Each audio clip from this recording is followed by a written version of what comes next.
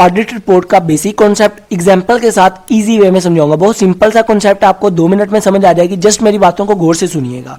तो सबसे पहले हम ऑडिट और रिपोर्ट का मतलब समझ लेते हैं। ऑडिट क्या होता है? इसके अंदर एक पर्सन होता है ऑडिट के अंदर, जो कंपनी की फाइनेंशियल स्टेटमेंट को, कंपनी की ट्रांजैक्शंस को, कंपनी के अकाउंट्स को वेरीफाई करता है, चेक करता है। अभी फाइनेंशियल स्टेटमेंट के अंदर कौन सी स्टेटमेंट आ जाती हैं?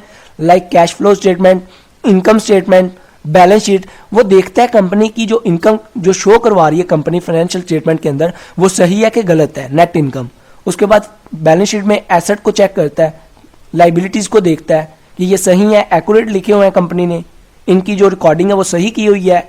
उसके पास डिफरेंट टेक्निक्स होती हैं, मेथड होते हैं, जिसके जरिए से उसे फौरन पता चल जाता है कि ये चीज़ सही है या गलत है, फाइनेंशियल स्टेटमेंट के अंदर कोई मसला है, गड़बड़ है कि या ये करेक्ट है। और उसके बाद वो ओपिनियन देता है फाइनेंशियल स्टेटमेंट के ऊपर, उसको हम ऑडिट ओपिनियन बोलते हैं, ऑडिटर ओपिनियन। अब ये देखें, ये जो ऑडिट होता है ना, ये ऑडिटर होता है, ये इंडिपेंडेंट बॉडी होती है, मतलब आज़ाद होता है, इसके ऊपर कोई कंट्रोल नहीं कर रहा होता। और ये जो सारा काम ऑडिटर कर रहा होता है, इसको हम ऑडिट बोलते हैं। अभी रिपोर्ट क्या होती है? रिपोर्ट जो होती है एक स्टेटमेंट होती है जो प्रेजेंट फैक्ट के ऊपर बेस कर रही होती है, जिससे हमें एक चीज़ के बारे में आइडिया मिल जाता है, उसका कंक्लूजन थोड़ा सा पता चल जाता है, रिजल्ट थोड़ा सा पता चल जाता है। अभी बात आ जाती है कि ऑडिट रिपोर्ट क्या होती है। बहुत सिंपल सा कॉन्सेप्ट है। ऑडिट रिपोर्ट जो होती है एक रिटन ओपिनियन होती है, जो ऑडिट फाइनेंशियल स्टेटमेंट के बारे में देता है। ऑडिटर, लाइक मैंने आपको बताया, जो सारा चेक कर रहा होता है उसको हम ऑडिटर बोलते हैं। तो ऑडिटर जो होता है फाइनेंशियल स्टेटमेंट के बारे में जो अपनी ओपिनियन देता है, जो राय देता है, लिख के बताता है कि ये फाइनेंशियल स्टेटमेंट कितनी सही है, कितनी गलत है, ये बिल्कुल गलत है या बिल्कुल सही है, या थोड़ी मिस्टेक्स हैं, ये सारी चीज़ें वो बताता है। उसके बारे में जो रिटन ओपिनियन देता है उसको हम ऑडिट रिपोर्ट बोलते हैं। अब ये देखें ऑडिट रिपोर्ट, इसका बेनिफिट क्या होता है? इसका बेनिफिट जो होता है ना, ये मोस्टली कंपनी के जो स्टेक होल्डर हैं उनके लिए तैयार की जाती है। ऑडिट रिपोर्ट जो होती है कंपनी के जो स्टेक होल्डर हैं उनके लिए तैयार की जाती है। अब स्टेक होल्डर क्या होते हैं? लाइक जिनका कंपनी के अंदर कोई कंसर्न है, जिनका कंपनी के अंदर कोई इंटरेस्ट है। अब ये देखें, इन्वेस्टर हो गए, शेयर होल्डर हो गए, ऑनर हो गया, कंपनी के जो कस्टमर हैं, कंपनी के जो एम्प्लॉयज हैं, ये सारे को क्या है? स्टेक होल्डर हैं, इनका कंपनी के अंदर कंसर्न है। तो अभी ये स्टेक होल्डर के लिए ऑडिट रिपोर्ट जो है तैयार की जाती है। लाइक जो मेजर स्टेक होल्डर हैं, लाइक कंपनी के जिनके पास 50% शेयर हैं, 30% शेयर हैं, जो डायरेक्टर हैं कंपनी के, जो ऑनर हैं, ये उनके लिए तैयार की जाती है, कस्टमर वगैरह के लिए नहीं तैयार की जाती।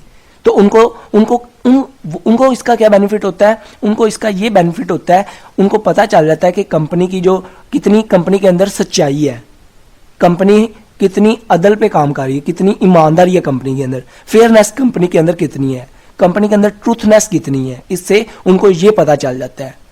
तो समटाइम कंपनी की जो ऑडिट रिपोर्ट होती है वो कंपनी को बता रही होती है कि कंपनी की फाइनेंशियल स्टेटमेंट जो है बिल्कुल गलत है, जिससे उन्हें पता चल जाता है कि कंपनी जो है घपला हो रहा है, कंपनी के अंदर काम सही से नहीं हो रहा, कंपनी हमारे साथ फ्रॉड कर रही है, स्टेक होल्डर को पता चल जाता है। और सम टाइम जब सही होती है तो कंपनी को पता चल जाता है कंपनी सच्चाई पे चल रही है, ईमानदारी से चल रही है, ट्रूथनेस है कंपनी के अंदर, फेयरनेस है, हमारे साथ अच्छी है, लॉयल है कंपनी। तो इसका ये बेनिफिट होता है। अभी ये देखें, 2 किस्म के ऑडिटर होते हैं, एक होता है इंटरनल ऑडिटर और एक होता है एक्सटर्नल ऑडिटर। इंटरनल ऑडिटर जो होता है ना, नाम से ही पता चल रहा है, इंटरनल मतलब अंदर, जो ऑर्गेनाइजेशन के अंदर का ऑडिटर होता है, जो ऑर्गेनाइजेशन ने खुद हायर किया होता है, खुद उसको बनाया होता है ताकि वो कंपनी की जो एफिशिएंसी है उसको ला सके, जो डेली की एक्टिविटीज़ हैं, जो ट्रांजेक्शन्स हैं, जो अकाउंट्स हैं, जो कंपनी के अंदर फाइनेंशियल स्टेटमेंट है उसको चेक करता रहता है, उसको वेरीफाई करता रहता है, ताकि कंपनी के अंदर इंप्रूवमेंट आए, एफिशिएंसी आए, कोई फ्रॉड ना करे। और कंटिन्यूसली चेक करता रहता है, लाइक वीकली, डेली, मंथली, मतलब टाइम पीरियड के बाद देखता रहता है, जिससे लोगों के अंदर एक डर पैदा हो जाता है कि हमने हिसाब भी देना है और हमें कोई चेक करने वाला भी है। तो और ये जो रिपोर्ट देता है मैनेजमेंट को, क्योंकि मैनेजमेंट ने हायर किया होता है, इस रिपोर्ट को हम इंटरनल ऑडिट रिपोर्ट कह सकते हैं।